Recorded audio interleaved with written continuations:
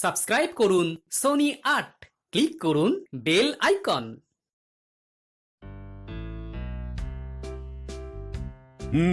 তাহলে সবকিছু ঠিকঠাক হয়ে গেল। কাল সকাল সকাল তবে ওই জমিদার বাড়ির উদ্দেশ্যে বেরিয়ে পড়া যাক। হ্যাঁ, কি বলো? ঠিক আছে মহারাজ, আপনার যেমন ইচ্ছে। আমাদের কৃষ্ণনগরে যে এমন একটা পুরনো জমিদার বাড়ি রয়েছে, সেটা এত বছর ধরে কারোর চোখে পড়লো না। সত্যি এটা ভাবতেই কেমন অবাক লাগছে। আরে চোখে পড়বে কিভাবে? ওই দিকটা তো পুরো জঙ্গলে ঘেরা। মানুষ তো দূরের কথা, কাকপক্ষীও প্রান্তে পা রাখে না। হ্যাঁ, ভাগ্যিস সেপাইদের জঙ্গলটা পরিষ্কার করার কথা বলেছিলাম, নইলে জঙ্গলের পিছনে যে অমন একটা পুরনো জমিদার বাড়ি আছে সেটা তো কখনো জানতেই পারতাম না। সবাই তো বলা বলি করছে এই রাজবংশের পূর্বে ওই জমিদার বাড়ি নাকি এই রাজ্যের জমিদারিত্ব করত।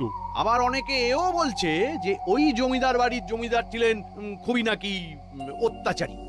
প্রজাদের থেকে নাকি এক প্রকার জোরপূর্বক খাজনা আদায় করতেন। আচ্ছা আচ্ছা, ওই জমিদার বাড়ি নিয়ে অনেক আলোচনা হয়েছে। কাল একেবারে সামনাসামনি দেখা যাবে। তাহলে কাল সকাল সকাল সবাই রাজবাড়িতে চলে আসবে।